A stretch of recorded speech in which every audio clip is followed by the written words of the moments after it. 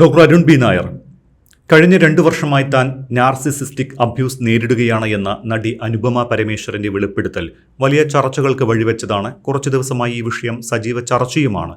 തന്റെ മുൻ പങ്കാളി വിക്രം സിനിമയായ അന്യനിലെ കഥാപാത്രത്തെ പോലെയായിരുന്നുവെന്നും മറ്റു ചിലപ്പോൾ റമോയെപ്പോലെയും അംബിയെപ്പോലെയും ഒക്കെ അയാൾ പെരുമാറി എന്നാണ് നടി പറഞ്ഞത്.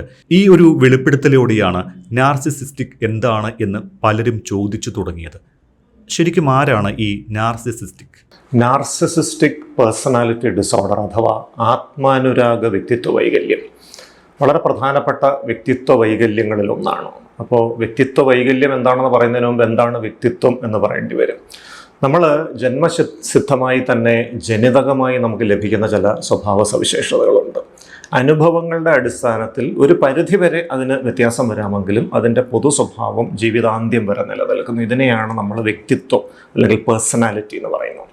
സമൂഹത്തിന് അംഗീകരിക്കാനാകാത്ത തരത്തിലുള്ള ചില സവിശേഷതകൾ ചിലരുടെ വ്യക്തിത്വങ്ങളിൽ കടന്നു വരാറുണ്ട്.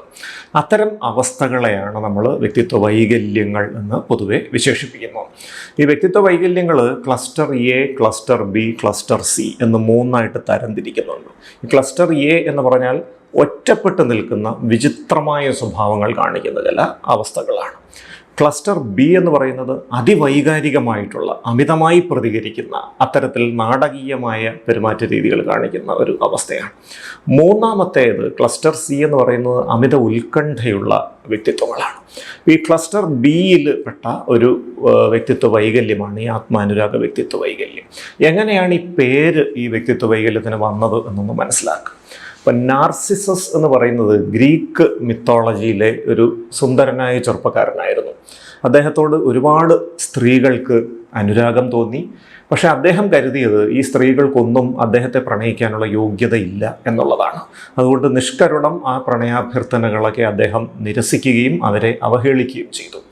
ഒരിക്കലൊരു ഗ്രീക്ക് ദേവതയുടെ മകൾ ഇദ്ദേഹത്തിൽ അനുരക്തയായി തൻ്റെ പ്രണയാഭ്യർത്ഥന നടത്തി. ആ പെൺകുട്ടിയെ എല്ലാവരുടെയും മുൻപിൽ വെച്ച് അപമാനിച്ച് അവഹേളിച്ച് ആ പ്രണയാഭ്യർത്ഥന നിരസിച്ചു വിട്ടു. ആ മനോവേദന താങ്ങാനാകാതെ ആ പെൺകുട്ടി ആത്മഹത്യ ചെയ്തു. അതേ തുടർന്ന് ഗ്രീക്ക് ദേവത നാർസിസസിനെ ശപിക്കുകയാണ്. നീ സ്വന്തം സൗന്ദര്യത്തിൽ അഭിരമിച്ച് വെള്ളം പോലും കുടിക്കാതെ ദാഹിച്ചു മരിച്ചു പോകട്ടെ എന്ന്. അങ്ങനെ തന്നെയായിരുന്നു നാർസിസസിൻ്റെ അന്ത്യം. അദ്ദേഹം ഒരു കാട്ടിൽ യാത്രയ്ക്ക് പോയി. യാത്രയ്ക്കിടയിൽ ദാഹിച്ചു. ഒരു അരുവി തേടി പോയി. ആ തെളിനീര് ഉറവയിലേക്ക് വെള്ളം കുടിക്കാൻ വേണ്ടി ഒന്ന് കുനിഞ്ഞു നോക്കിയപ്പോൾ സ്വന്തം പ്രതിബിംബം ആ തെളിഞ്ഞ വെള്ളത്തിൽ അദ്ദേഹം കണ്ടു. സ്വന്തം മുഖസൗന്ദര്യത്തിൽ ആകൃഷ്ടനായി അതിൽ അഭിരമിച്ച് വെള്ളം കുടിക്കാൻ പോലും മറന്നുപോയി നാർസിസിസ് ദാഹിച്ച് മരിച്ചു വീണുവെന്നാണ് കഥ പറയുന്നത്.